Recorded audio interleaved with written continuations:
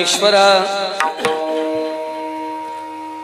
करुणा करा दयाळा तुमचा अनुग्रह लादलो पावन झालो चराचरी। प्रस्तुत सेवेला आरंभ करण्यापूर्वी कैवल्य साम्राज्य चक्रवर्ती ज्ञानराज माऊली यांना नमस्कार करण्यात आलेला आहे।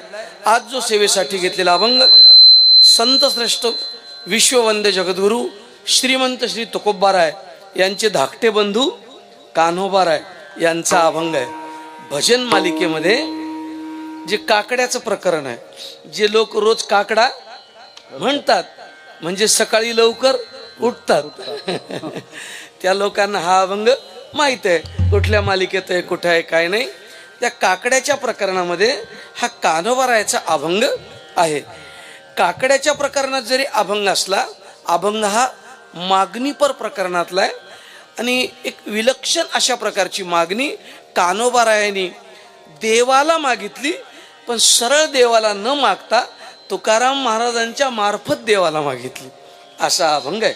या अभंगाचं चिंतन सांगण्याच्या पूर्वी आपल्या गावामध्ये बऱ्याच वर्षापासून वैकुंठवासी मामासाहेब मार्तळेकर यांनी एक छोटंसं बीज लावलंय। त्या बीजाचाच त्याचा वेलू गेला हे चरण सार्थक झालं महाराज। मोगरा फुलाला मोगरा फुलाला मोगरा फुलाला मोगरा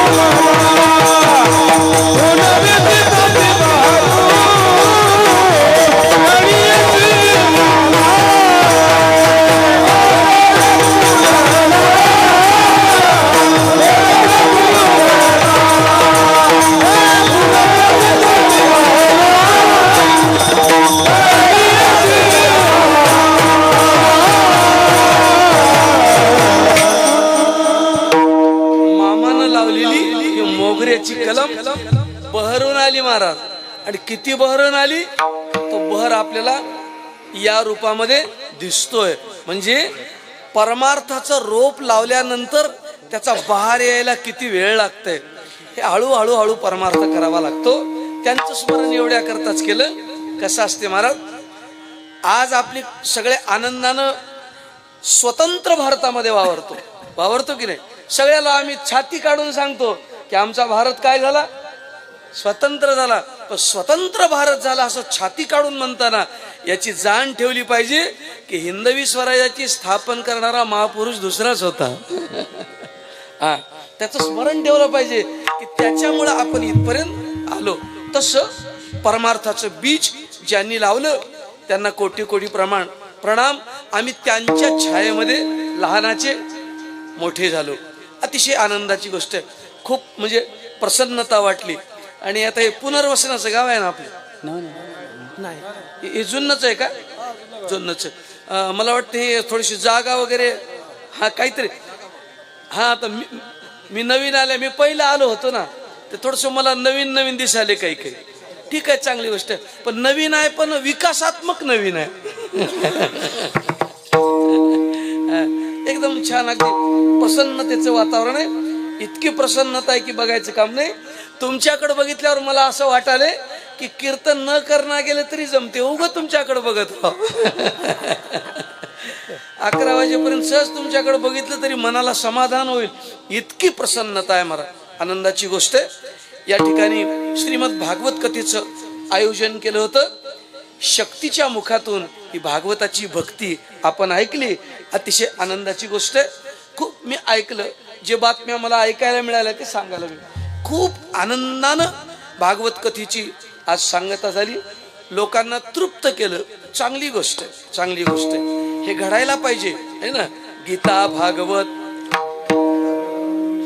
अखंड चिंतन विठोबाचे. या गीतेचं भागवताचं गणित असं आहे महाराज. तुकाराम महाराजानं वाचणाऱ्याचं कौतुक केलं नाही, ऐकणाऱ्याचं केलंय. आता कशामुळे केलंय त्याची ती वेगळी मीमांसा आहे. गीता भागवत करीती सांगते नाही. आमच्यावर गदा का फिरली काही कळणार झाले. तुकाराम महाराज आमचं नावच घ्यायला तयार नाही. ते म्हणतात जे लोक गीता भागवत ऐकतात त्यांची सेवा.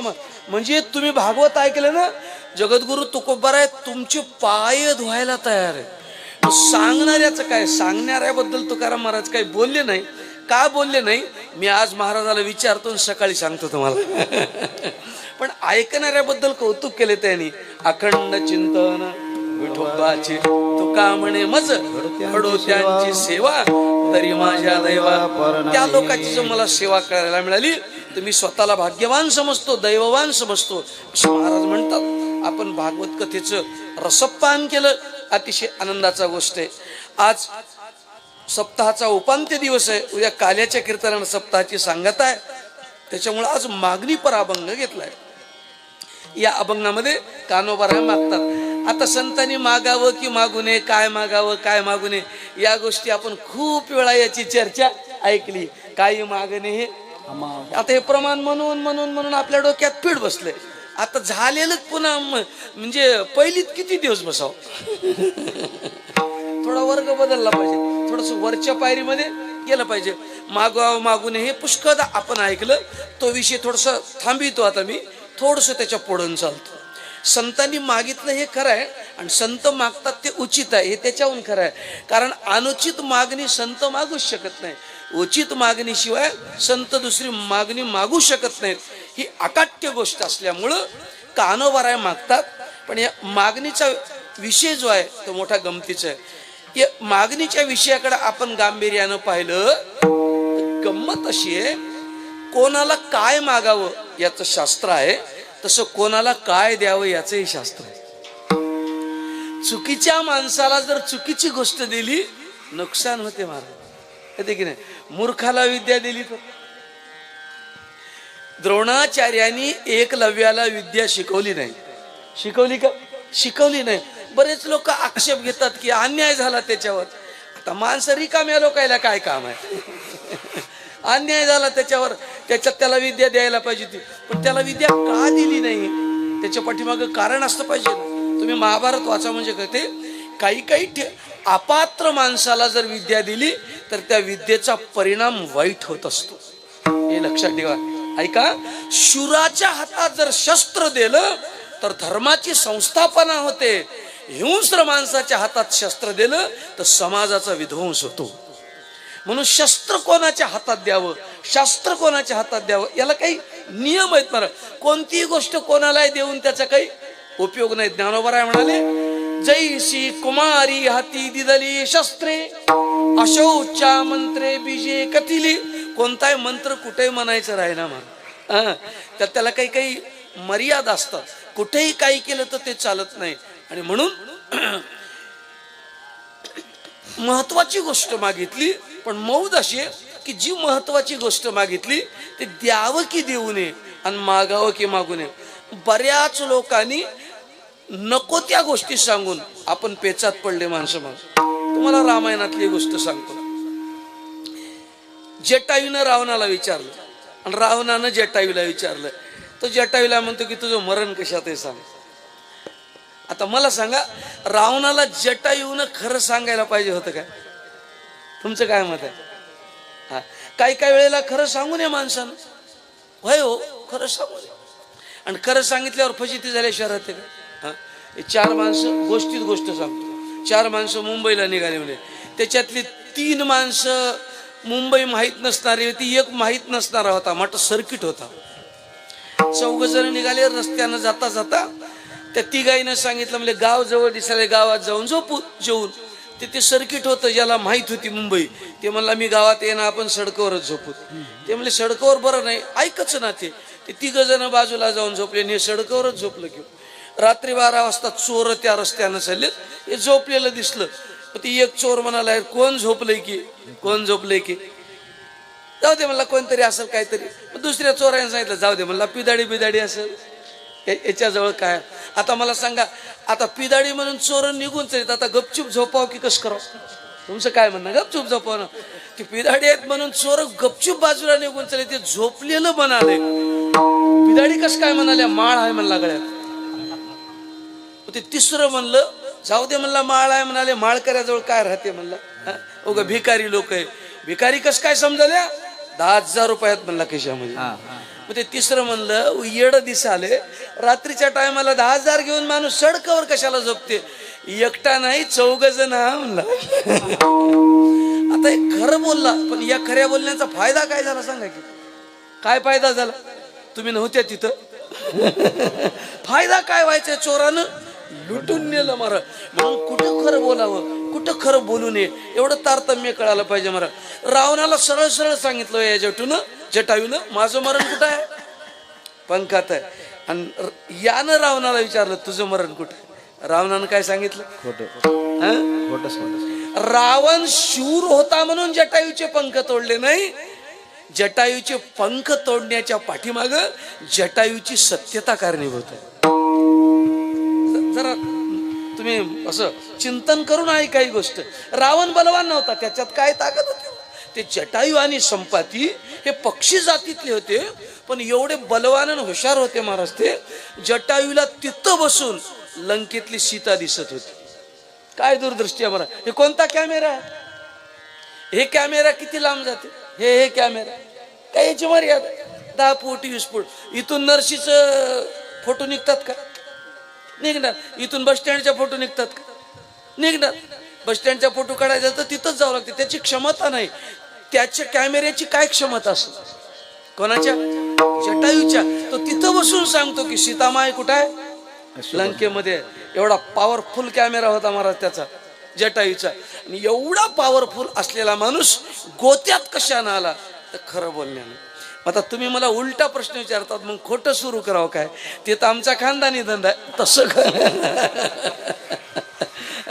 खोटं बोलायला संतांनी परवानगी दिली नाही. ते म्हणाले सत्यात बळ आहे. सत्य बोले मुखे दुःखवे अनेकाच्या दुःखे, दुःखवे अनेकाच्या दुःखे, दुःखवे अनेकाच्या दुःखे.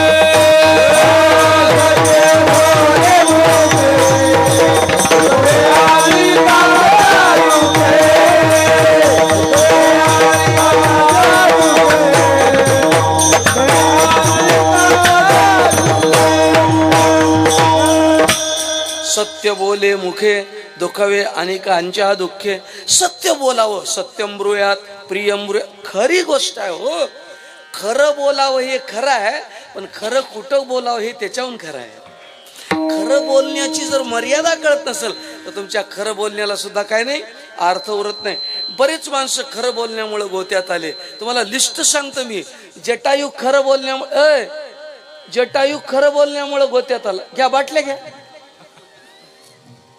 ताण लागली तर पिया, काही चिंता काळजी कर. फक्त मला पिया आहे ना म्हणून मी गप बसलो. काही नाही. उन्हाळा दिवस आहे आणि आता सगळं जवळजवळ 60च्या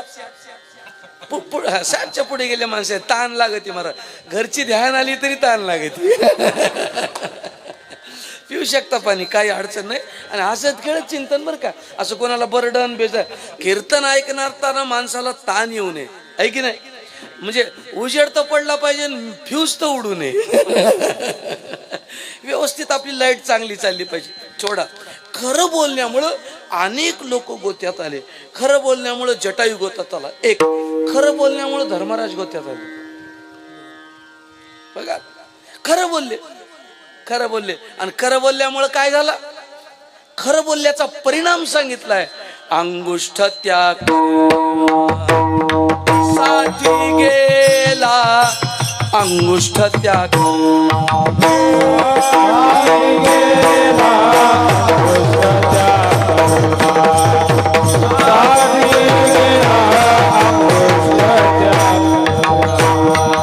बोलविले मुखे नारायण धर्म, अंगुष्ठ त्या कर्मासाठी गेला, अंगुष्ठ त्या कर्मासाठी,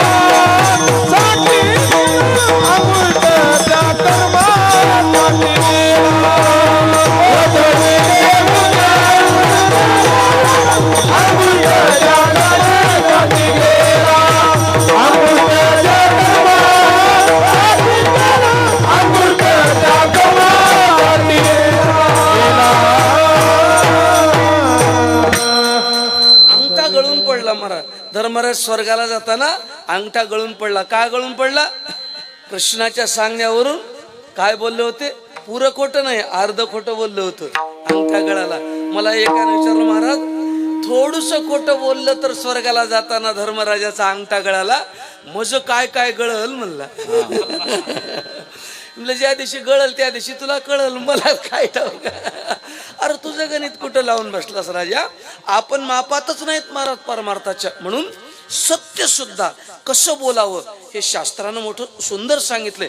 तसं एखाद्यानं काय मागावं आणि कोणाला काय द्यावं याचं शास्त्र आहे. हे शास्त्र सांभाळून मागणी आहे महाराज. ही मागणी कशाची आहे बघा. हे कानोबारायचे शब्द बघा. करोनी, काय करोनी? उचित करोनी. मला जे देणार आहेस तू त्याच्याकरता आधी पात्र बनव. हा, मला त्याच्याकरता पात्र बनव आणि मग टाक. महाराज हे पा, तेलाच्या भांड्यात दूध टाकाव काय? तेलाच्या भांड्यात दूध टाकाव काय?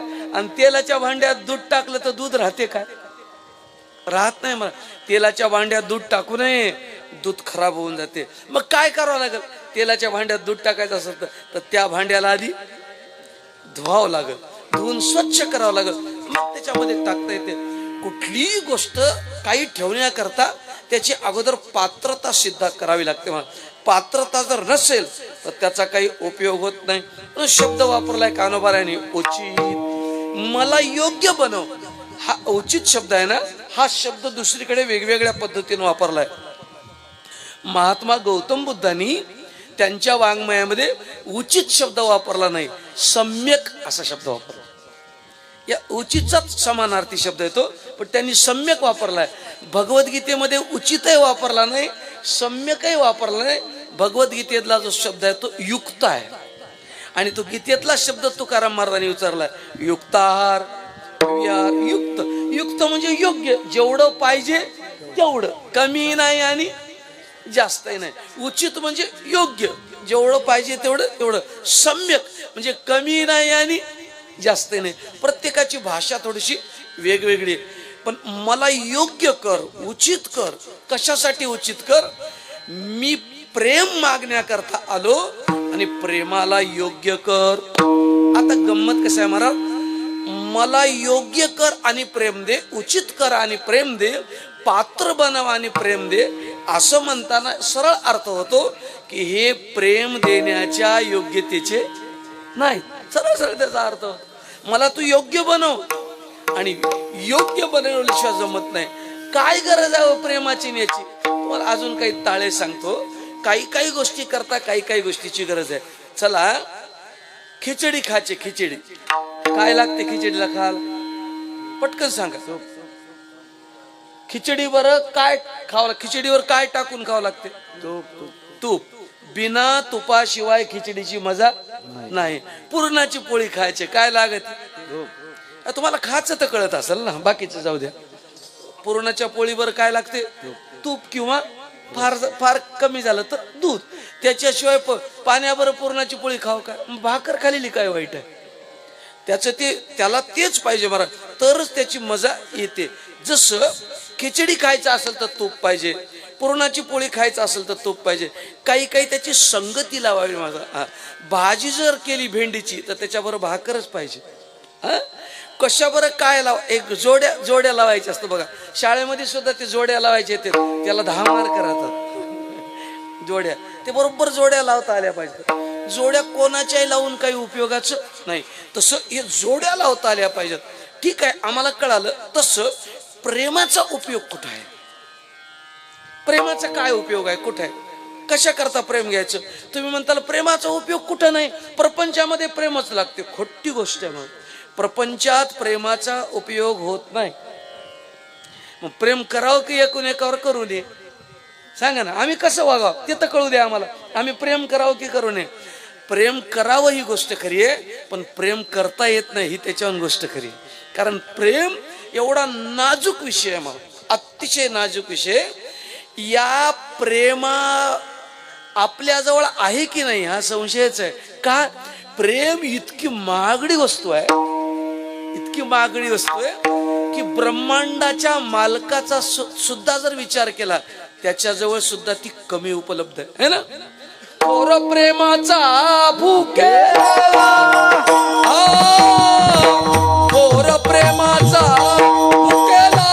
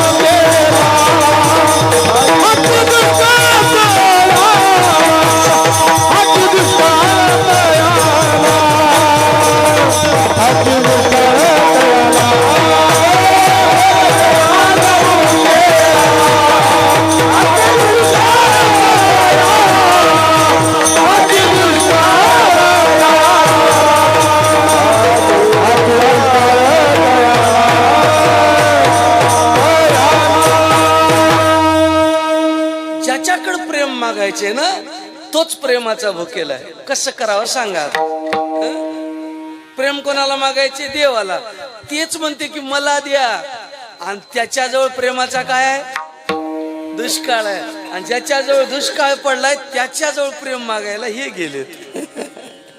कसं कसं लागतं का गणित? कस ते कुठून देणार आहे? ज्याच्याजवळ जी वस्तूच नाही ती तुम्हाला देईल कुठून? परमात्मा म्हणाले माझ्याकडे सगळं आहे, करतुम अकर्तुम अन्यथा करतो. माझ्याकडे शक्ती आहे, यश, श्री, औदार्य, ज्ञान, वैराग्य, ऐश्वर्य आहे, पण प्रेम नाही. मी तुला कुठून देऊ? प्रेम नाही, तू मला प्रेम दे. आता बघा, परमात्माही प्रेम मागतो आणि संतही संताच्या मार्फत परमात्म्याला प्रेम मागतात. त्याचं कारण आहे त्यांना माहित आहे आपण याला सरळ मागायला गेलं तर यानं आपल्याला. तुम्हाला सरळ व्यवहाराची गोष्ट सांगू काय? पोराला जर समजा पेन पाहिजे तर पोरग कोणाला पेन मागते? पोरग काय करते? आईला म्हणते आई माझी पेन संपली, बाबाला पेन दे. मग याची आई काय करते? याच्या बाबाला सांगते पेन संपली पोराची. पेन संपली म्हणल्याबरोबर बाप काय आणून देते? पेन आणून देते. पोराला किती भरोसा आहे बघा. पोराला पक्का माहित आहे मी मागितलं तर बाप पेन देना. माझा बाप वाघाला भी ना, मात्र वाघिणीला भीते.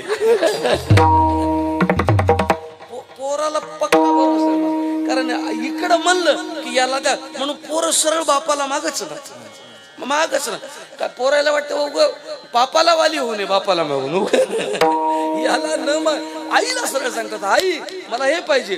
तिने सरळ सांगते की लेकराचं हे संपले द्या मिळते नाही वस्तू. हे कार्यक्रम तसाच चालू आहे, हे तसाच चालू आहे. यांचं म्हणणं प्रेम देवच देणार आहे, पण सरळ देवाला मागितलं तर तो देऊ शकत नाही. म्हणून संताच्या मार्फत देवाला मागायचं. या मार्गाने गेले की आपलं काम होत.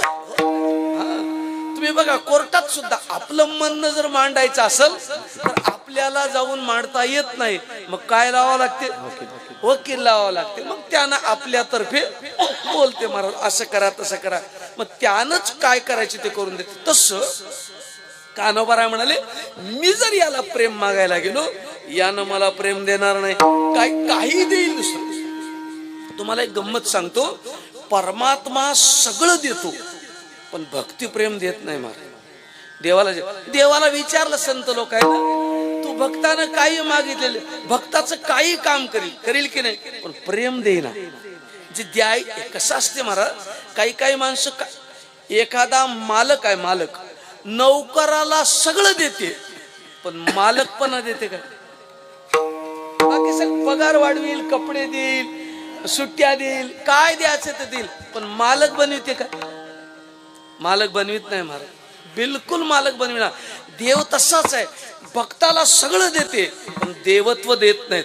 संतच एवढे आहेत ते मात्र त्याला आपलं पद देतात महाराज.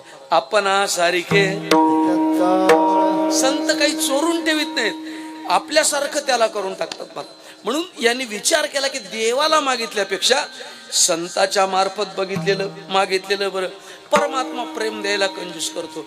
अजून एक गंमत सांगतो, प्रेम इतके नाजूक वस्तू आहे, अतिशय नाजूक वस्तू आहे.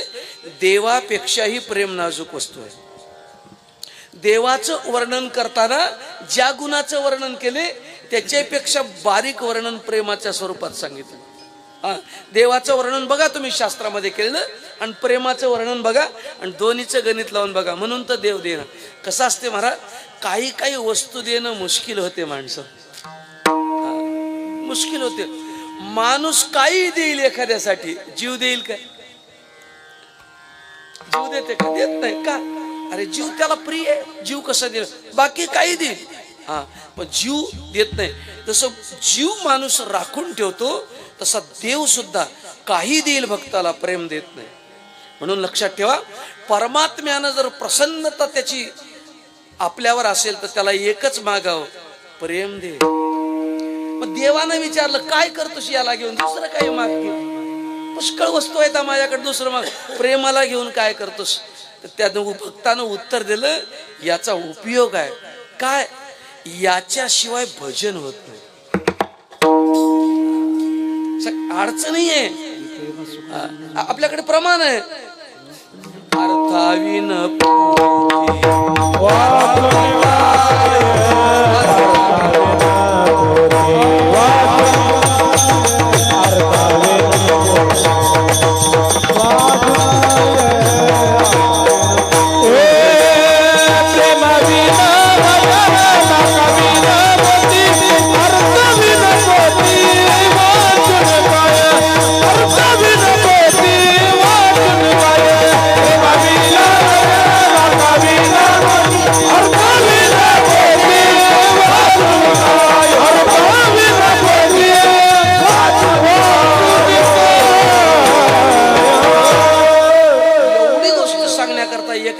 किती दृष्टांत आहेत महाराज.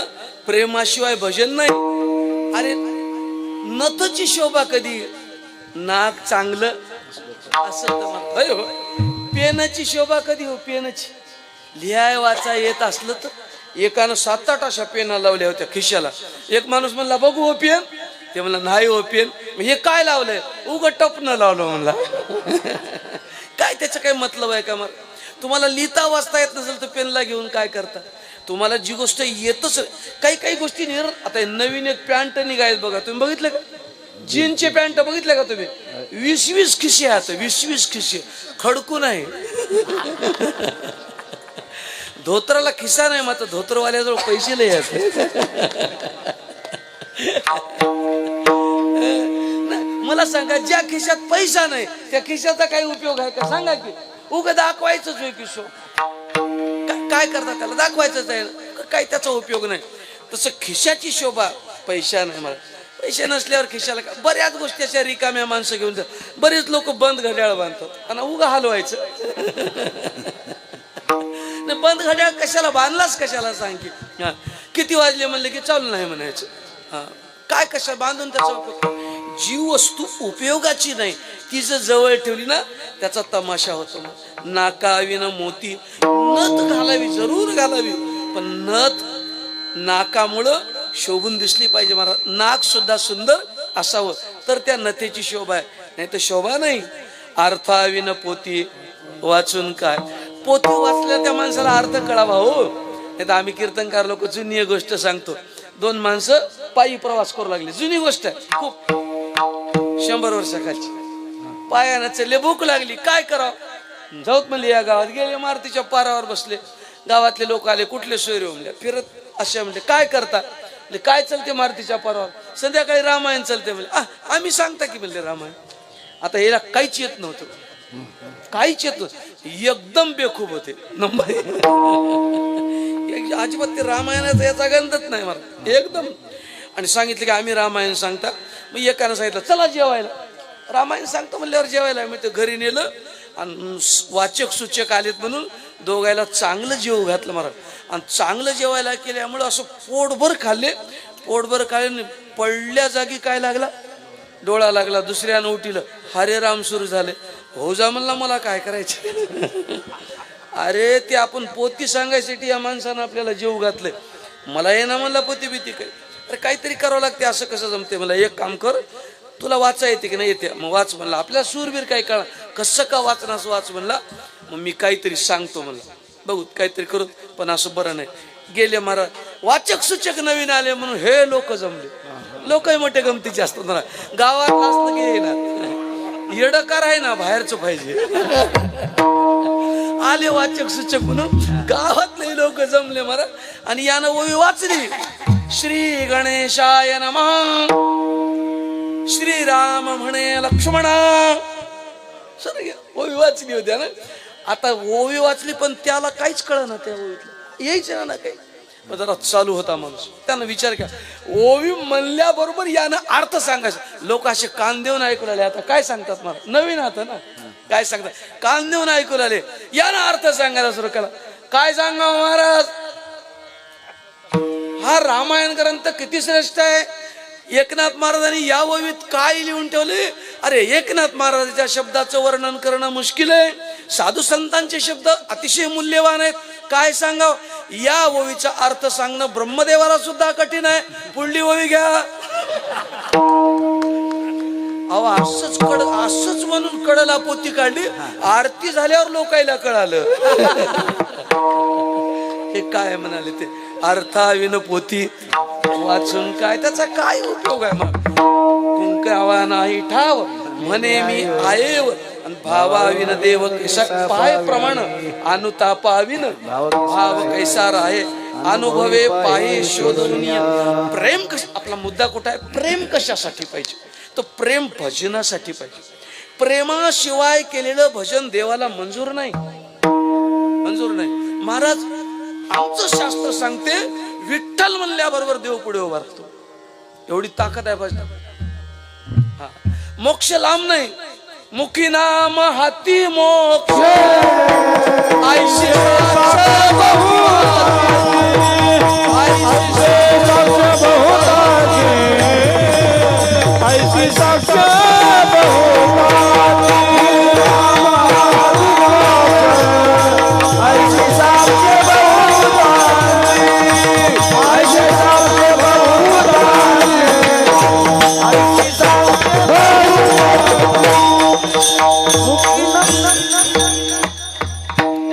म्हणायचं तर मोकळं म्हणा, काय नाही. तर डबल म्हणायला थोडासा वेळ जातो, दुसरं काय नाही. एखादं म्हणायचं असलं तर म्हणजे संकोच करू नका. म्हणजे कसं आहे, शाट लागले वाटते. मोकळं म्हणा. मुखी नाम हाती मोक्ष, ऐशी साक्ष बहुतांची. नाम घेतल्याबरोबर हातात मोक्ष मिळतो. नाम घेता कंठी आणि पुढे उभा विठ्ठल म्हणल्याबरोबर पांडुरंग पुढे उभा राहतो असं तुकाराम महाराजचं म्हणणं आहे. मग आम्ही विठ्ठल म्हणल्यावर पांडुरंग पुढे का उभा राहणार? आम्ही इतकं भजन करायलो, भजनाचा काही परिणाम नाही महाराज. काय झालं? काय चुकलं कुठं गणित? हो काहीतरी चुकलं माझं, चुकलं आमचं, काहीतरी चुकालं आणि ह्या चुका दुरुस्त करून घ्याव्या लागतात. त्याची महत्वाची चूक असे, परमेश्वराला नुसतं भजन आवडत नाही. महाराज म्हणाले प्रेम मिसळून भजन करावं लागतं. जरा हे समजून, अतिशय महत्वाची गोष्ट आहे की प्रेम काय, प्रेमाचं देवाचं स्वरूप सांगताना अनेक पद, सगुणाचं स्वरूप सांगितले, निर्गुणाचं स्वरूप सांगितले. सगुणाचे 3 धर्म सांगितले देवाचे. कोणते कोणते? आस्ती, भाती, प्रिय. हे सगुणाचे धर्म सांगितले. निर्गुणाचे धर्म कोणते? काय? आस्ती, भाती, प्रिय हे निर्गुणाचे धर्म आहेत. आणि सगुणाचे कोणते आहेत? नाम आणि रूप. हे सगुणाचे धर्म आहेत. मी उलट सांगितलं, तुम्ही काही उलट सांगता काय की वाटलं मला, पण सगळे माणसं सज्जन दिसालेत. काही तुम्हाला जे सांगू वाटलं ते सांगितलं, तसं काही नाही. बे 1 बे, बे 2 4.5, बे 3 14, बे 5 18, चलू द्या, काय सांगत. तुम्हाला जशी उजळणी म्हणू वाटली तशी म्हणा, फक्त घंटी वाजलं की आम्हाला सांगा. सगुणाचे गुणधर्म वेगळे, निर्गुणाचे. सगुणाचे कोणते? नाम आणि रूप. हे कशाचे गुणधर्म आहेत? सगुणाचे आहेत. आस्ती, भाती, प्रिय हे निर्गुणाचे गुणधर्म आहेत. हे देवाचं झालं. प्रेमाचे गुणधर्म काय? एवढाच मुद्दा सांगतो. प्रेमाचे काय गुणधर्म? संत उगीच प्रेम मागत नाहीत महाराज. आणि आपण व्यवहारात जे करतो ते प्रेम आहे की नाही, हे सगळे कसं लावून बघूत आपण. आपल्याला सोनं घ्यायचं पण 24 कॅरेट. खोटं सोनं घ्यायचं नाही. आणि खोटं सोनं आज ना उद्या काय होते? उघडं पडते. मग खोटं किती दिवस लपणार आहे? खोटे कोठे सरे तुझ्या पायापाशी आणि अंतर्दानशी पांडुरंगा. प्रेमाचे लक्षण काय सांगितले? नारद भक्ती सूत्रामध्ये प्रेमाचे 6 लक्षणं सांगितले आहे ना महाराज. 6 लक्षणं कोणते? बघा, मोजा. गुणरहितम, कामनारहितम, सूक्ष्मतरम, अविच्छिन्नम, प्रतीक्षण वर्धमानम, अनुभव स्वरूपम. किती झाले? 6 झाले ना बरोबर, कमी पडू नये. हे 6 प्रेमाचे लक्षण सांगितले. तुम्ही देवाचे लक्षण बघा, प्रेमाचे लक्षण बघा, दोन्हीची तुलना करा. कोण जड भरते सांगा मला. देवाच्या लक्षणापेक्षा प्रेमाचं लक्षण बघा. पहिलं लक्षण सांगितले गुणरहितम. प्रेम कसं आहे? गुणरहित. ज्या माणसानं कोणता तरी गुण बघून प्रेम केला ते प्रेम खरंच नाही. गुणाचं काय खरंय? गुण आज आहे उद्या ते. समजा मी या लेकरावर प्रेम केलं, मला विचारलं वा कस काय प्रेम केलं या पोरावर? नाक लय नंबर 1 आहे. हे नाक उद्या बसून जाते. शरीराचं काय? मला अंगम गलितम. शरीराचं सौंदर्य विशिष्ट वय झालं जाते की नाही बापू? शरीराचं सौंदर्य किती दिवस राहते? बघा ना, ते म्हातारे माणसं म्हातारे होऊन गेले आहे की नाही? आता तुम्ही असेच होतात का पहिलं? किती? आता तुम्ही बघा ना, तुम्ही 3 वर्षाचं असताना कसे होतात? काय गालं होते तुमचे? 3 वर्षाचे असताना किती गोड होते म्हातारे हो. तुम्ही रस्त्यानं जाऊ लागल्या तर कोणी तुम्हाला उचलून घेत होतं, मुके घेत होतं. खरं आहे की नाही? कारण रूप चांगलं होतं 3 वर्षाचं लेकरू. कोणालाही वाटते याच्यात काही चूक आहे का? लहान लेकरू बघितलं की कोणालाही वाटते जवळ घ्या. तुम्ही 3 वर्षाचे असताना तुम्हाला कोणी उचलून घ्यावं, गलीतले माणसं, आणि मटण मुके घ्यावं. इमानदारीनं सांगा, या 10 वर्षात तुमचा कोणी मुका घेतला काय? काय झालं सांगा की? काय झालं? काय काही झालं नाही. शरीराचं सौंदर्य मरून गेलं. एका क्षणानं शरीर जरेकडे चाललंय, जरा मरणाकडे चाललंय. जन्म मृत्यू जरा व्याधी दुःख दोषानुदर्शनम. आम्ही एका पावलानं, एका क्षणानं मृत्यूच्या दाढेत चाललो. वरची वर शरीर जर्जर होऊन चाललंय. एक दिवस असा येतो की शरीरात काही उरत नाही. शरीरात काही उरत. काय सांगा तुम्हाला? हा, आणि त्या क्षणी माणसाच्या लक्षात येते. स्वामी विवेकानंदाचे गुरु रामकृष्ण परमहंस कलकत्त्याला मोठे अवलिया पुरुष होते. असं चलता चलता काय लहर आली की त्याला वेश्येच्याच गल्लीत शिरले महाराज. साधू पुरुष आणि कुठं शिरला? वेश्येच्या गल्लीत. सायंकाळची वेळ होती आणि ती सायंकाळची वेळ असल्यामुळे ती नटून परपुरुषाची दारामध्ये वाट बघत उभी होती. आणि रामकृष्ण परमहंसाचं तेज केवढं मारत. विवेकानंदाचे गुरु ते काली मातेचे भक्त, अंगावर भरपूर तेज. तिनं बघितलं की साधू आपल्या घरी यायला. ती म्हणली काही असो आपण स्वागत करू, या या या या या या. तिचा ते पलंग होता, श्रीमंत होती. त्या वेश्येकडे राजे लोक जायचे. करोडोपती होती ती बाई, त्या काळातली श्रीमंत होती. बसा मारा. ती असं उभं राहिले आणि त्या वेश्येकडं असं नखशिकांत बघू लागले. खाली बघायचं, वर डोक्याकडे बघायचं, खाली पाया असं 3-4 वेळेस त्यांनी बघितलं. ते बाई म्हणली माणूस येडा असेल काय? महाराज काय बघता माझ्याकडं? काय बघता? माझं रूप आवडलं का तुला? मी सुंदर आहे हे आवडलं का? ते म्हणले हो, खरंच तू सुंदर आहे. आणि खरंच ती सुंदर होती. तिचं नाव वासव दत्ता. ग्रंथामध्ये वर्णन आहे. त्या वेश्येचं नाव काय होतं? वासव दत्ता. किती सुंदर होती ती. ऐका जरा, तिनं पान खाल्लं तर बाहेरून तिच्या गळ्यातलं पान दिसायचं. इतकी सुंदर होती बाई. माझं सौंदर्य आवडलं का तुम्हाला? रामकृष्ण परमहंस हो बाई, तुझं सौंदर्य आवडलं. काय सुंदर आहेस तू. मग या ना, बसा माझ्या पलंगावर. ते बसना. पुन्हा तिला खाली वरीने हळू लागली. एवढं काय बघता माझ्याकड? पुन्हा पुन्हा पुन्हा पुन्हा काय बघता?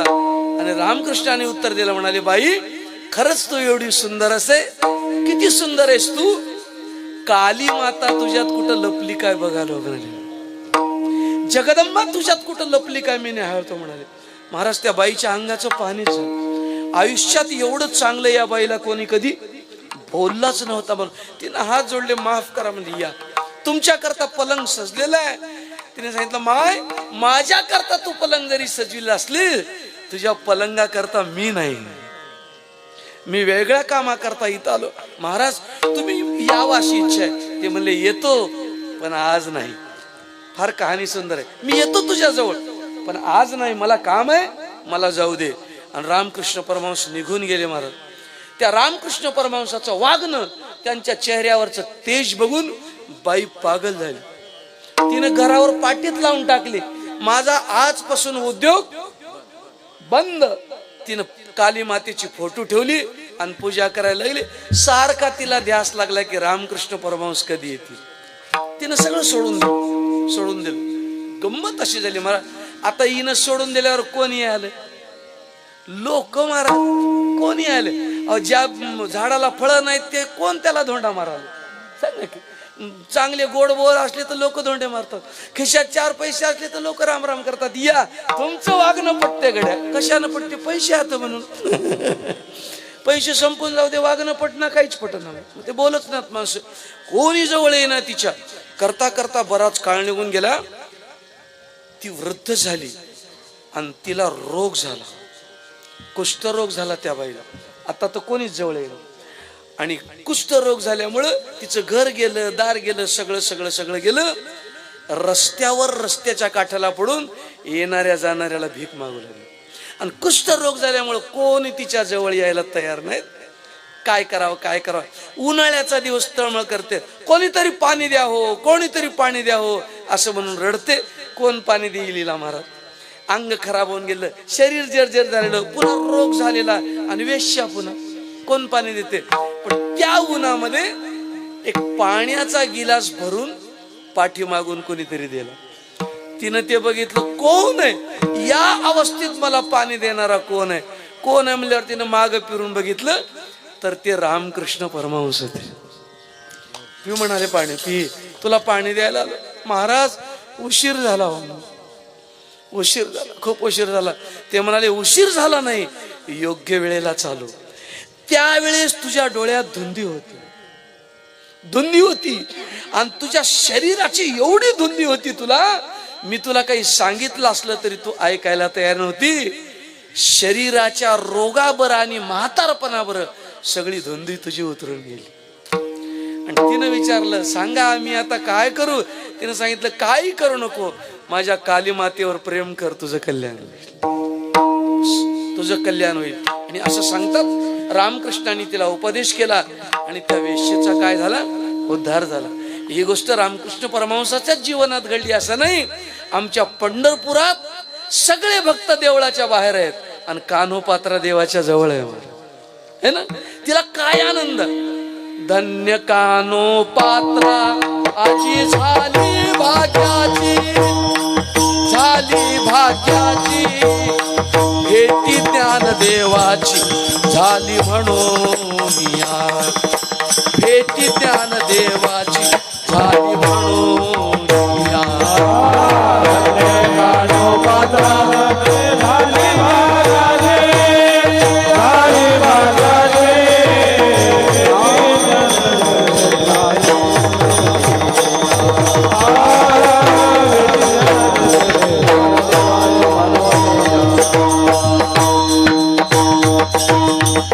कान्होपात्रा मंदिरामध्ये मी कशा करता एवढं सांगितलं तुम्हाला मी. प्रेम हे गुणाला बघून होत नाही, प्रेम हे गुणरहित आहे. आणि गुणाला बघून जे केल्या जाते ते काय नाही, प्रेमच नाही. उगं प्रेमाचं नाटक आहे ते प्रेमच नाही. गुणरहितम. पटपट सांगतो जरा, वेळ कमी सांगायचं खूप आहे. कामनारहितम. कामना ठेवून केल्या जाते ते प्रेमच नाही, ते नाटक होय सगळं. उगं काम नाही. मी एक गमतीदार गोष्ट सांगतो. दोघा मुली मुलाचं प्रेम झालं, प्रेम झालं आणि प्रेम झाल्यावर गंमत अशी झाली, दोघांनाही ठरवून टाकलं की आपण कोर्टात जाऊन काय करायचं, भजन करायचं. कोर्टात जाऊन लग्न करायचं, भजन राहते कोर्टात. ठीक आहे म्हणले, काय करत. दोघे कोर्टात गेले, सह्या घेतल्या, लग्न केलं, छान लग्न लावून आले आणि घरी येऊन बसले दोघे जण कॉटवर एकदम रिलॅक्स. आणि एकमेकाला बोलायला लागले, चांगलं झालं म्हणले, माझी इच्छा होती लग्न व्हावं, ती म्हणली माझी होती, आपलं लग्न झालं, चांगलं झालं, काही हरकत नाही. मग त्या नवऱ्यानं सांगितलं, आजपासून आजपर्यंत मी तुझ्यापासून एक गोष्ट लपून ठेवली होती, आज दाखवायला काही हरकत नाही. म्हणलं आता काय झालंय, आपलं लग्न झाले, आता विशेष म्हटलं, लग्न त्याच्या करताच करतात ना, मूर्खपणा कळावा म्हणून. आता तुला सांगायला काही हरकत नाही. म्हणला ते म्हणली, काय लपून ठेवलं होतं सांगा. त्यानं डोक्याचा टोप काढला, त्याच्या टाळाला एकही केस नव्हता, एकदम असं चोपडतेल डोकं, एकदम एकदम दुधगा असल्यावानी, एकदम असं क्लिअर प्लेन एकदम. बस स्टाईलची फरशी किंवा फरशीची स्टाईल म्हणा, असं काही म्हणा, एकदम असं चोपडतेल डोकं. त्यानं डोक्याचा ते नकली जे टोप होता केसाचा काढून तिच्या पुढे फेकला. सांगितलं, मॅडम आम्हाला एकही केस नाही, आमचा कोणी केस वाकडा करू शकत नाही. आणि हे तुमच्याजवळ लपून ठेवलं होतं, माफ करा मला, आता लग्न झालं. ते म्हणजे काय हरकत नाही, मंजूर आहे, गुणदोषासहित मी तुमचा स्वीकार केला, मला मंजूर आहे. तिनं सांगितलं, माझं असंच आहे म्हणली, मी सुद्धा तुमच्यापासून काही गोष्टी लपून ठेवल्या होत्या, आता लग्न झालंय, आता सांगायला काही कोर नाही, उद्या काला झाला की निघून जायचे, काय त्याला. सांगून मोकळं होतं.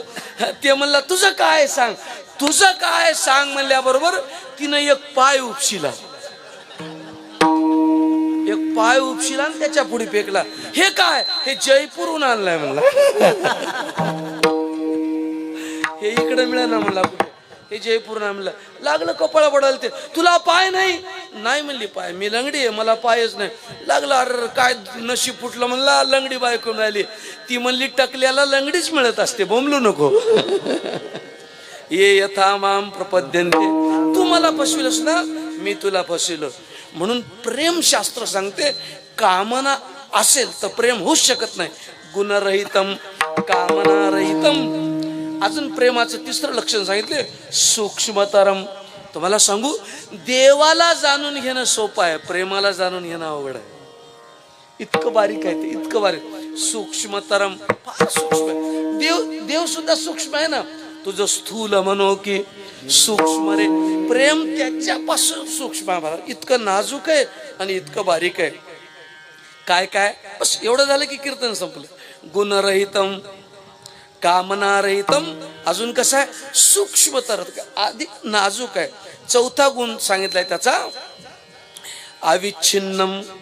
एकमेकाचं जर एकदा प्रेम झालं तर प्रेमाचा छेद जगातला ब्रह्मदेव सुद्धा करू शकत. एवढी स्ट्रॉंग ताकद आहे त्याच्यात. प्रेम तोडूच शकणार तुम्ही. अविच्छिन्नम. प्रेम तुटत नाही आणि जे तुटते ते प्रेम तुम्ही विच्छेदच करतो. प्रेम समर्पणच करते म्हणून. हा, ते बाकी काही करीत नाही. मी कल्याणच्या अंकात एक गोष्ट वाचली. एक तळ होत. त्या तळ्यावर बाजूला एक साधू राहत होता आणि उन्हाळ्याचे दिवस हरण 2 पाणी प्यायला आले. ते पाण्यानं व्याकुळ झालेले होते. त्या हरणामध्ये एक नर होतं आणि एक मादी होती. ते पती पत्नीचं नातं होतं दोघांचे. पाणी शोधून शोधून थकून गेले ते. त्यांना ते थकल्यावर तळ दिसलं आणि तिथं पाणी प्यायला आले. साधू बाजूला बसला होता.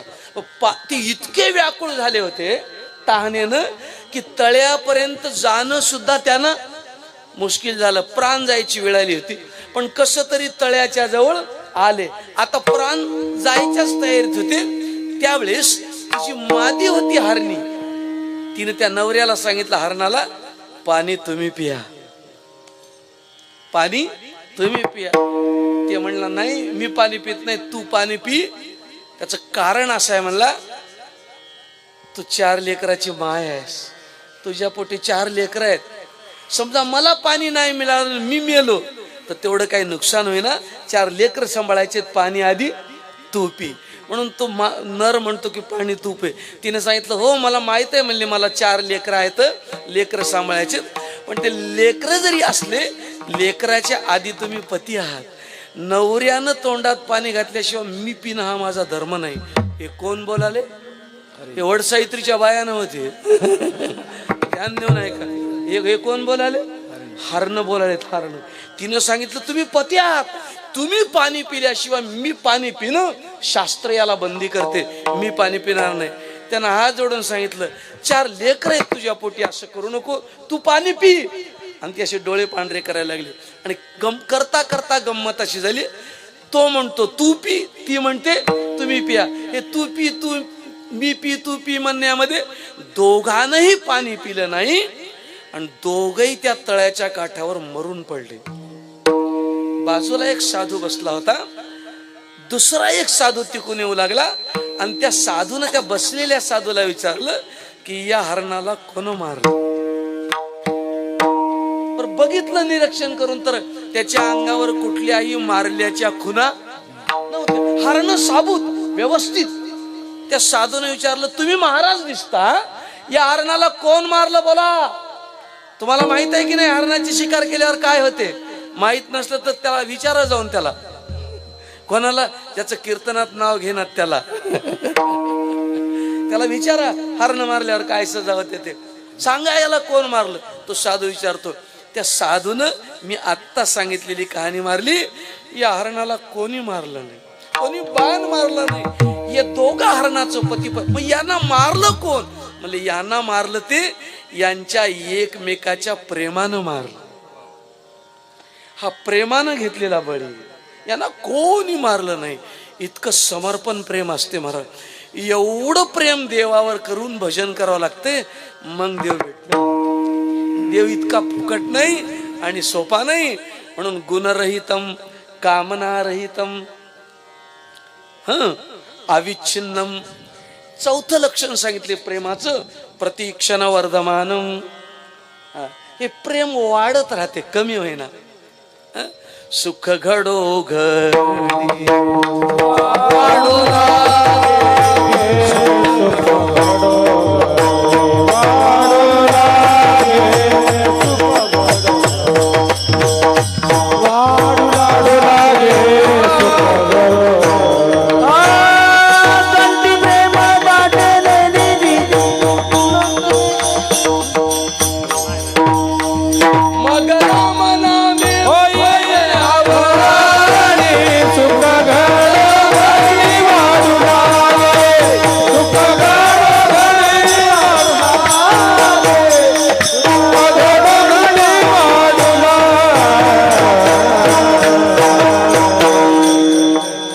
राम नामे. मग कधी?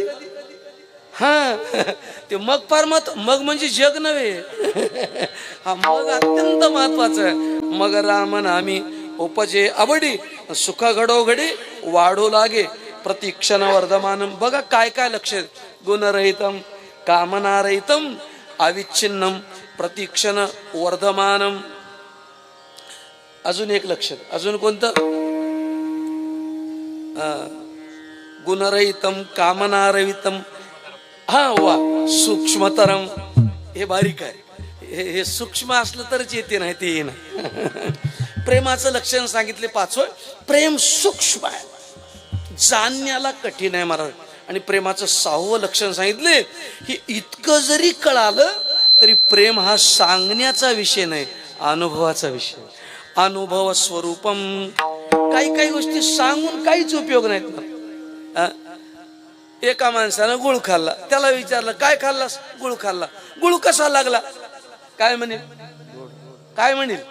गोड लागला. त्यानं पुन्हा विचारलं गोड म्हणजे कसा लागला? आता काय म्हणेल? गोड म्हणजे कसा? हा काहीच म्हणणार. गरम डोक्याचं असलं चांगलं म्हणते किरकिर लावू नको तू, एक खाय तुकडा म्हणते. गोडीचं वर्णन कितीही केलं तरी गोडीचा अनुभव खाल्ल्याशिवाय येत नाही. तसं प्रेमाचं वर्णन किती करा तुम्ही, प्रेम केल्याशिवाय त्याचा अनुभव येत. आणि प्रेम हा अनुभवाचा विषय. असं प्रेम फक्त भजनाला काम देते, बाकी कशाला काम देना. आणि या प्रेमाला मी जर पात्र असल तर मला प्रेम द्या, असं कानोबाराय अभंगाच्या पहिल्या करुणे उचित करुणे उचित करुणे उचित करुणे उचित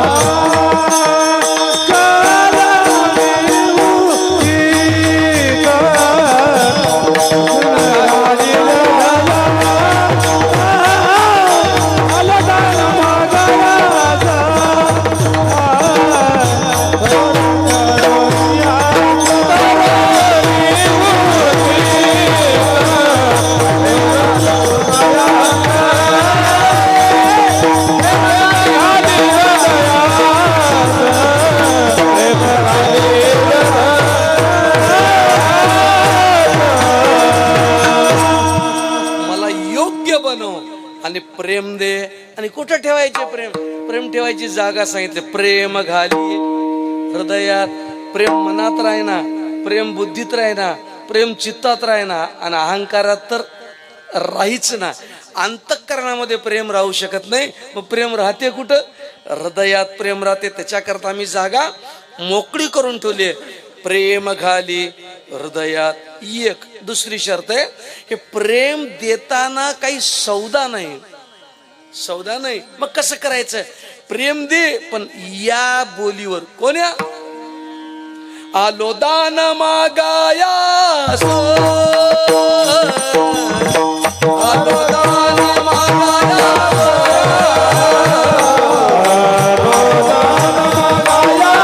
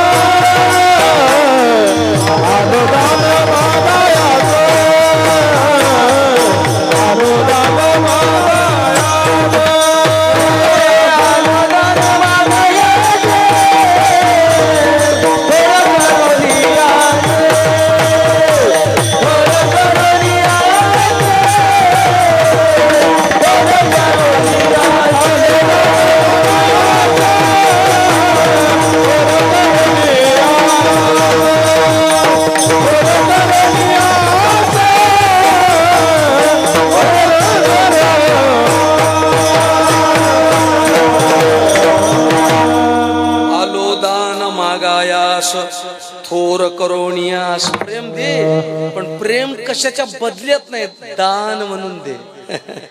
किती अडचणीचं काम केलंय मला, दान म्हणून दे. आता प्रेम दान म्हणून द्यायला प्रेम काही वस्तू नाही. हे खुर्ची उचलून देता येते, हे पेन खिशातली काढून देता येते, प्रेम काय उचलून देता येते काय हो? हे प्रेम उचलून द्यायची वस्तू नाही. पण मागतात की दान स्वरूपामध्ये मला प्रेम दे. हे दान स्वरूपामध्ये देता येते काय, याचा थोडासा विचार करू आपण. 2 मिनिटं पांडुरंगाचं भजन करा. विठोबा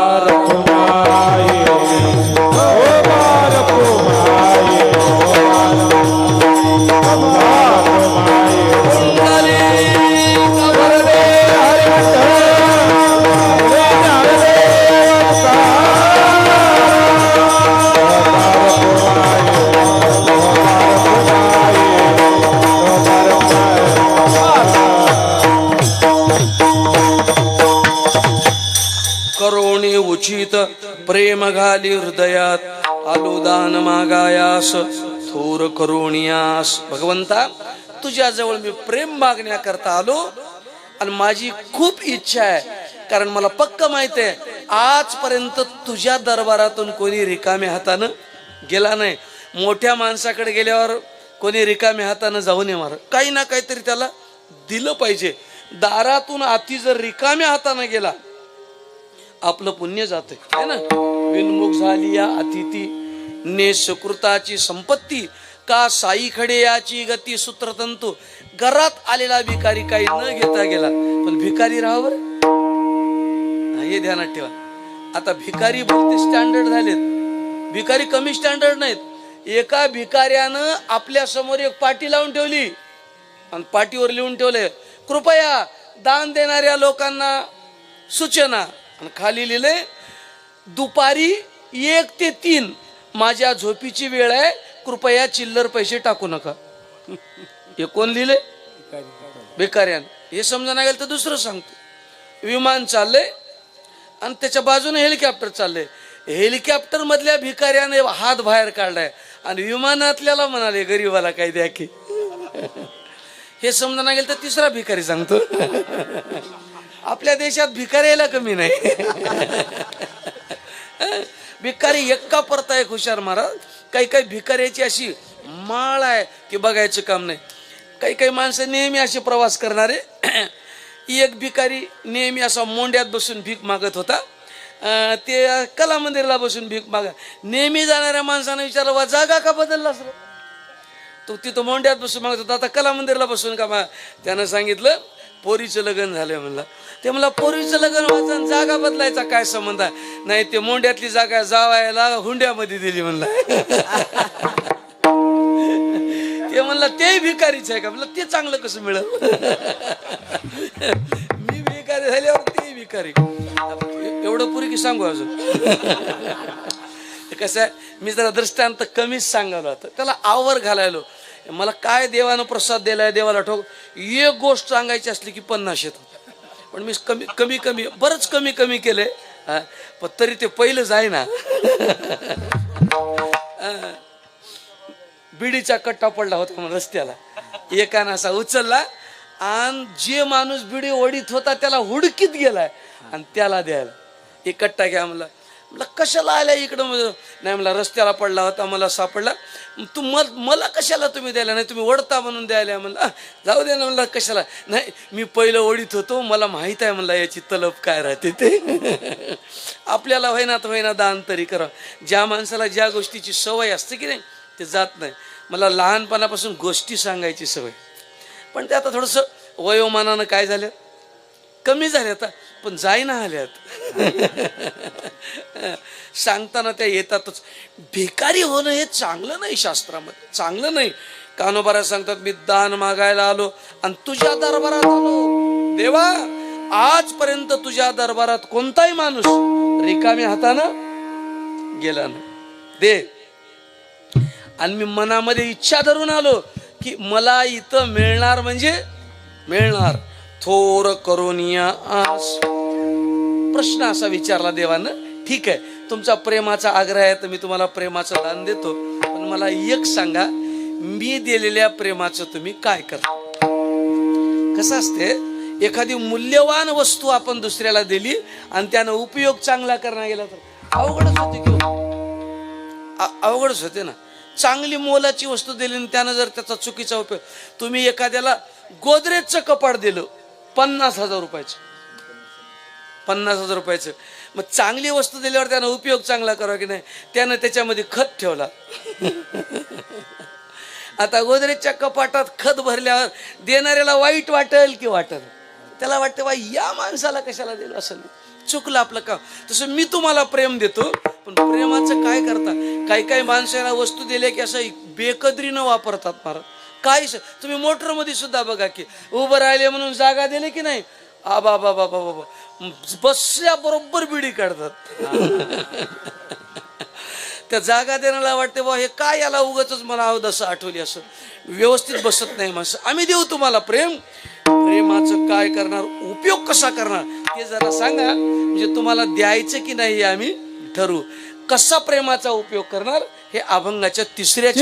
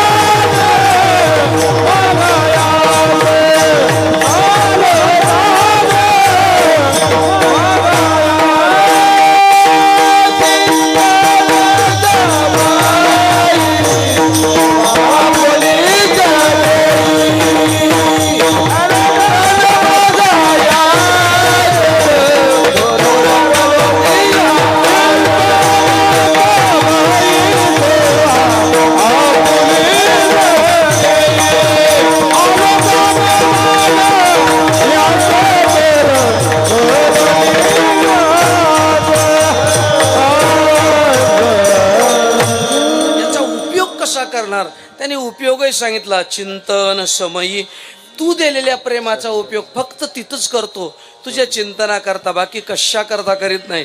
सेवा आपुलीच दी आलो दान मागायास थोर करोनियास. अभंगाचा उपक्रम आणि उपसंहार दोन गोष्टी सांगून सेवा समर्पित करतो. या अभंगाची गंमत अशी, मला तू उचित कर, योग्य बनव आणि प्रेम दे. एक, आता प्रेमाकरता जी पात्रता लागते ती पात्रता काय, त्याचं स्वतंत्र चिंतन आहे. पण असं मला योग्य बनवून कर, असं प्रेम देवाला मागितले. पण सरळ देवाला न मागता तुकाराम महाराजाच्या म्हणजे संतांच्या मार्फत मागितले. तुकया बंधू म्हणे देवा नाही भावा. देवाला मागितले देवालाच, पण कोणाच्या मार्फत, भावाच्या म्हणजे संताच्या मार्फत. तुम्ही सांगा त्याला मज निरवावे, तुम्ही सांगा त्याला दे म्हणा. तुकाराम महाराज म्हणले तुम्ही सांगा म्हणून मला म्हणायलास, तुला ओळख नाही त्याची, तुला देवाची ओळख नाही काय. ते म्हणले मला ओळख आहे हो, पण मी म्हणल्यावर देईच ना, मी म्हणल्यावर देईच ना, मला भरत आहे. तुकाराम महाराज म्हणले मी म्हणल्यावर देते का, नक्की तुम्ही म्हणल्यावर मला खात्री आहे. मग मज हारी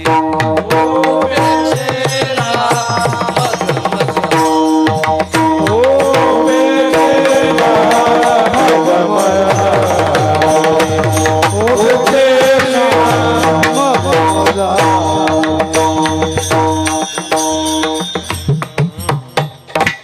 तुका म्हणे तुम्ही निरविल्यावरी आणि मग मजहारी उपेक्षिना.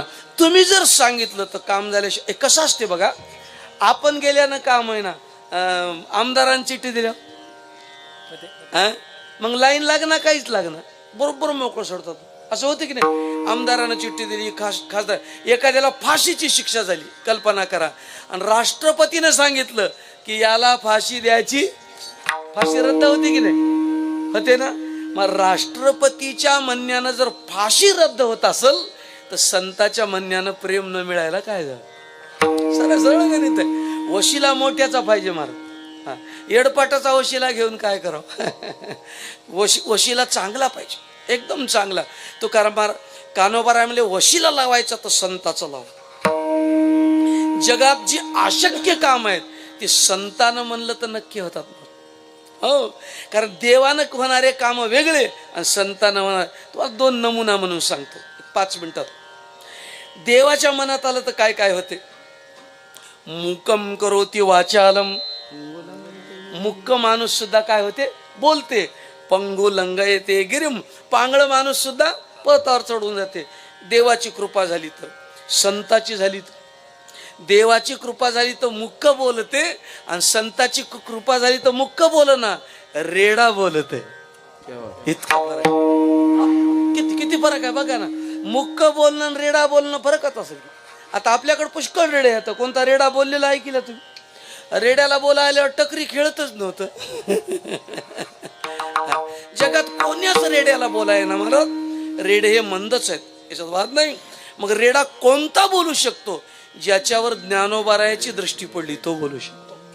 ज्ञानदेव म्हणे बोले रे ऋग्वेद. संतात अशी ताकद आहे मला. म्हण आज त्या आळ्याला जाऊन बघा. आळा नावाचं एक गाव आहे. त्या आळ्याला रेड्याची समाधी आहे. होय हो, माणसाईच्या समाध्या नाहीत, रेड्याची. आणि मोठं मंदिर बांधलंय त्या रेड्याचं. ते कोणता रेडा आहे? ज्ञानेश्वर महाराजांनी वेद बोलला, बाया पोरं लेकरं सगळे जातात आणि त्या रेड्याच्या पाया पडतात. रोज पंक्ती, रेडे महाराज की जय, येडे महाराज, रेडे महाराज की जय.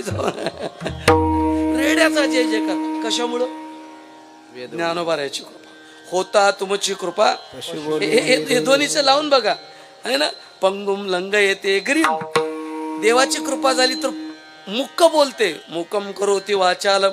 आणि संताची कृपा झाली तर मुक्क बोलना, रेडा बोलते. आणि रेडा बोलते म्हणजे असं साधं बोलना. ऋग्वेद म्हणते, ऋग्वेद. ज्ञानदेव म्हणे बोले रे ऋग्वेद. ऋग्वेद म्हणायला लागते. पंगुम लंग येते गिरिम. पांगळ माणूस पर्वतावर चढून जाते. कोणाची कृपा झाली तर? संताची. देवाची कृपा झाली तर, आणि संताची कृपा झाली तर. अरे संताची कृपा झाली तर माणूस पांगळच होईना, चढायचा प्रश्नच नाही. संताची कृपा झाली तर पांगळच होत नाही. संत कोणाला पांगळ ठेवीतच नाहीत बरं, त्याला सुदृढ बनवितो. एवढी संतांमध्ये ताकद आहे. म्हणून महाराज म्हणाले, तुका म्हणे तुम्ही सांगा, तुम्ही एवढं काम करा माझं निरविल्यावरी. तुम्ही देवाला सांगा एवढं कर म्हणाव, आणि मग मजहारी उपेक्षिना. तुम्ही जर म्हणलं ना हे काम झाल्याशिवाय राहत नाही, तुम्ही सांगा देवाला. आणि कानोबारायाने आपली विनंती तुकाराम महाराजांवर सादर केली. आता आपणही एक काम करू इथं सगळ्या लोकांनी. आपणही कानोबारायाच्या सुरामध्ये सूर मिसळू आणि देवाला सांगत की आम्हाला भजन करायचे, आम्हाला सुद्धा प्रेम दे. मज भाव प्रेम देई प्रीती, गुणनाम वर्णावया स्तुती, विघ्ना सोडवणी हाती, विनंती माझी परिसावी. आम्हाला भाव दे, आम्हाला प्रेम दे. अलीकडे थोडीशी गंमत झाली महाराज. सध्याच्या परमार्थामध्ये भाव प्रेमापेक्षा देखावा जास्त झालाय. काय आता आहे, काळाचा महिमा आहे, चलत राहते. याला फार विरोध करू नये, चालत राहते. त्याच्यात काही फार नाही, पण आहे जरा पूर्वीच्या पेक्षा सध्या देखावा. महाराज सगळ्या गोष्टीची अशी विपुल झाली. आमच्या लहानपणी एवढे लाईट नव्हते सप्त्याला, होते का पहिले? एवढे कुठले लाईट आले? महाराजापाशी एक बल्ब राहत होता, ते 60 पॉवरचा. महाराज 40 पॉवरचा बल्ब, 60 पॉवरचा.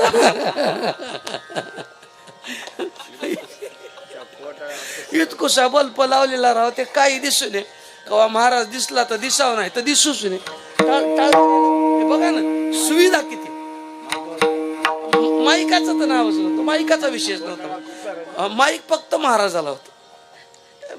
मी त्याचा साक्षीदार. फक्त कीर्तन करायला माईक होतं, मृदंग्याला माईक नाही, गाणाऱ्याला माईक नाही, सगळे पाईक होते.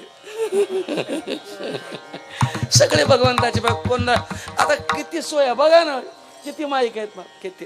आणि अजून याच्या पुढे चांगली सोय नाही. आता तरी तुमच्या पुढीच माईक हात. हा काय म्हणजे तुम्ही कुणीकडे तोंड केलं तरी तुमचा कोणताही आवाज रिकामा जाऊ नये. तुम्ही श्वास घेतला तरी माईक. किती सोयचं. लाईट चांगले, माईक चांगले आहे ना. बघा ना काय व्यवस्था. मग हे कसं अंतरून टाकलं. हे असं बघितल्यावर वाटतं, या मंडपाकडे बघितल्यावर हे सप्त्याचा मंडप वाटतं का. हा हे कोण्या तरी शाही माणसाचं लग्न आहे असं वाटतं. कोण्या तरी मोठ्या माणसाचं. किती चांगलं आहे. म्हणून या काळामध्ये व्यवस्था खूप झाली पण अवस्था राहिली नाही. या व्यवस्थेबद्दल बरोबर चित्ताची अवस्था बदलली तर परमात्म्याचं दर्शन व्हायला वेळ लागत नाही. म्हणून काळ भजनासाठी इतका चांगला काळ पहिलं कधीच आला नव्हता. फार चांगला काळ आहे. काळाला आता लोक उग म्हणतात. आता काही लोकांचं म्हणणं आहे की बाबा तरुण पोरं बिघडले. खोटी गोष्ट आहे बाबा. मला तर पटत नाही गोष्ट. तरुण पोरं बिघडले म्हणून सगळ्याची बॉम्ब उठली आहेत. उठली की नाही. तरुण पोरं बिघडले नाही. तू नीट वाग. तू नीट वाग ना. बापानं घरात पूजा केल्यावर पोरग करील की नाही. तर बापाचं म्हणणं असं आहे की मी काही करू जा, त्यानं पूजा करावं. असं कसं जमते. असं कसं जमते ना. तयाची आचरती पावली. तू तू तू नीट वाग. आणि तू चांगलं वागलास ना बाकीचे पुढचे माणसं नीट वागतील. तसंच आहे महाराज. एवढा सप्ताह गावामध्ये तुम्ही केला. आता लहान लहान लेकरायला तरुण पिढीला भजन करा म्हणून सांगायची गरज नाही महाराज. हे सगळं वातावरण बघितलं की पोरं आपोआपच करतात. त्यांना वातावरण निर्माण करून द्यावं लागते. त्याच्यामुळं कोणी बिघडलं नाही. जन्मतः कोणीही वाईट नाही. सगळे माणसं चांगलेत. त्याला संस्कार द्यावी लागतात. संस्कार द्यावे. एवढा मोठा भव्य दिव्य सोहळा केला तुम्ही. किती सुंदर. आणि जरा खरा विचार केला तर आपलं गाव काही फार मोठं नाही महाराज. आणि नावही किती अवघड आहे. नुसतं ही पर्ग नाही आपलं. माळ. बर माळ म्हणजे गळ्यातली नव्हे. हा आपल्या गावाच्या माग माळा. एवढं माळावर वसलेलं गाव असून सांपत्तिक स्थिती सुद्धा आपली साधारण आहे. मी हनुमानजीला प्रार्थना करतो की हनुमान आमच्या वारकऱ्याला श्रीमंत कर. जे लोक दान द्यायला निघालेत, अन्नदान करायला निघालेत, त्याला भरभरून दे. बरोबर. काय दुर्दैव आहे की महाराज ज्याच्याकडे भलत आहे त्याला कोणाला काही देऊच वाटत नाही. कसं करोडो रुपये ज्याच्यापाशी आहेत की नाही त्याला रुपये द्या वाटणार. पट्टी मागाय गेले की दुपारून या म्हणते. बायको त्याच्याहून हुशार. यानं मध्ये घरातच राहते. ते पट्टीवाले लोक आले की बायकोला सांगते की घरात नाहीत म्हण. म्हणते तिनं सांगते त्या आलेल्या माणसाला वहिनी पट्टीला आल्या. बरं झालं तुम्ही आल्या पट्टीला. मग आता त्यानं नाहीत घरला आत्ताच बाहेर गेलेत म्हणते. आणि हे लांबून मध्ये असं बघत गेले की नाही म्हणून. ते पट्टीवाले काय कमी हुशार राहतात काय. कमी हुशार. ते यानं मधून बघते गेलेत की नाही म्हणून. मग एक माणूस जाता जाता म्हणला वहिनी दादा नाहीत घरी. नाहीत जी म्हणली. आणि पुन्हा नंतर या म्हणली पट्टी मागायला. काय हरकत नाही म्हणला. दादा बाहेर गेला तर काय होत नाही. तो दादाला आल्यावर एक सांगा म्हणला. काय मुंडकं घेऊन बाहेर जात जा म्हणून म्हणलं. तुम्हाला कळालं की नाही. दादा आल्यावर दादाला एवढंच सांगा की मुंडकं घरला ठेवीत जाऊ नको म्हणून. असं कुठं चालते का. देव आहे असा विचित्र आहे महाराज. जे लोक भरपूर द्यायलेत त्याच्या जवळ काही नाही. आणि ज्याच्या जवळ काही आहे त्याला दान करायची इच्छा नाही. कसं कसं दुर्दैव. तुम्हाला मी हसवायसाठी सांगणार आलो. मी आळंदीच्या वाटेनं मजुरी करणारे माणसं पंक्ती घालायलेत. खरं आहे की नाही. आळंदीच्या वाटेनं मजुरी करणारे पंक्ती घालालेत. आणि ज्याच्या घरी मजूर आहेत ते तिथं जाऊन जेवालेत. कसं दुर्दैव आहे बघा तुम्ही. म्हणून देवाला मी प्रार्थना करतो सगळ्यांना भरपूर दे. कोणाला काही कमी ठेवू नको. काही कमी ठेवू नको फक्त. आणि आमच्या वारकऱ्याला तर फार सांभाळ. अहंकाराचा वारा. वारकऱ्याला शब्द काय उच्चारला राजसा. खरंच राजस आहेत का. आमच्या राजस्वार करायला देवा अहंकाराचं काय लागू देऊ नको, अहंकार तर नकोच आणि अहंकाराचं वार सुद्धा नको. आणि माझ्या विष्णुदासा भाविकाशी देवा नामा म्हणे तया असावे कल्याण, सगळ्याच कल्याण हो, सगळ्याच्या हृदयात प्रेम दे, सगळे भजनाला प्रवृत्त हो. आणि देवा तुझ्या भजनाचा डंका वाजला पाहिजे. चांगली चांगली गोष्ट आहे मला. म्हणून मी सांगायला तुम्हाला पहिल्यापेक्षा आताचा काळ आहे. खरं खरं सांगा मला तुम्ही 22 जानेवारीला कसं वाटलं तुम्हाला? इमानदारीनं सांगा, इमानदार कसं वाटलं 22 जानेवारीला? महाराज मी बारकाईनं बघितलं, राजकारण चुलीत घाला तिकडे, हे राजकारणी लोक काही करतात काही करतात. मी तर त्या 22 जानेवारीला काही मुसलमानाच्या तोंडातून शब्द ऐकले, हिंदुस्तान चलाने के लिए यही आदमी चाहिए. हिंदुस्तान चालवायला हे माणूस पाहिजे असं मुसलमानाचं म्हणणं आहे. आणि हे गंधाचे टिकले लावून म्हणायत याला पाडतो र, तुझी पायली भरली, दुसरं काही नाही. तू बिघडलं का कीर्तन? नाही सांगायची गरज आहे म्हणून मी सांगा. नाही कसं कसं व्हावं आपलं सांगा ना, कसं व्हावं. पहा नुसतं भजन चाललं नाही, आपलं भजन टिकलं सुद्धा पाहिजे. जरा शांत डोक्यानं विचार करा.